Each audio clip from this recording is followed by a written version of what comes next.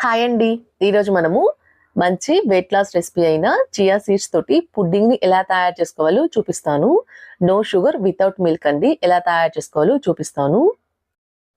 ముందుగా ఒక చిన్న గిన్నె తీసుకొని ఇందులో 2 టేబుల్ స్పూన్ వరకు చియా సీడ్స్ వేసుకుంటున్నాను. ఇలా వేసుకొని ఇందులో కొంచెం వాటర్ పోసుకొని ఒకసారి స్పూన్ తోటి కలుపుకోవాలి. ఇలా కలుపుకొని 10-15 నిమిషాల పాటు పక్కనుంచుకోండి.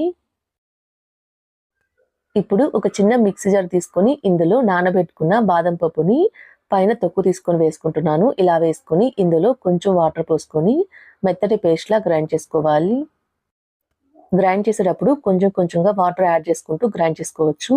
ఇలా గ్రైండ్ చేసుకున్న తర్వాత ఇప్పుడు ఒక బౌల్‌లోకి ట్రాన్స్‌ఫర్ చేసుకోవాలి. సేమ్ మిక్సీ జార్‌లో కొంచెం వాటర్ పోసుకొని ఇందులో అయితే పోసుకుంటున్నాను. ఇలా పోసుకుంటే మనకి బాదం మిల్క్ అయితే రెడీ అయిపోతాయండి పుడ్డింగ్ కోసం. ఇప్పుడు ఇందులో మనం ముందుగా నానబెట్టుకున్న చియా సీడ్స్ వేసుకుంటున్నాను. ఇలా వేసుకొని మొత్తాన్ని కలిసే విధంగా ఓసారి కలుపుకోవాలి. ఇక్కడ మనం వేసుకున్న చియా సీడ్స్ బాదం మిల్క్‌లో కలిసే విధంగా కలుపుకోవాలి.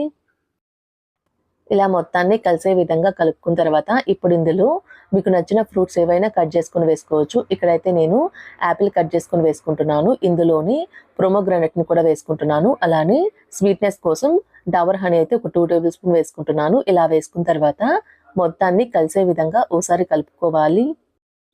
మీరు ఇంకా ఇందులో బనానా, పప్పాయ కట్ చేసుకొని వేసుకోవచ్చు. మీరు కావాల్సిన ఫ్రూట్స్ ఏవైనా సరే కట్ చేసుకొని వేసుకోవచ్చండి. ఇలా వేసుకున్న తర్వాత ఒకసారి మొత్తాన్ని కలుపుకొని ఇందులో ఇక్కడైతే నేను కొన్ని బ్లాక్ డ్రై గ్రేప్స్ అయితే వేసుకుంటున్నాను. ఇలా వేసుకున్న తర్వాత మరోసారి మొత్తాన్ని కలుపుకొని ఒక సర్వింగ్ బౌల్‌లోకి సర్వ్ చేసుకుంటే ఎంతో టేస్టీగా ఉండి చియా సీడ్స్ తోటి పుడ్డింగ్ అయితే రెడీ అయిపోతుందండి.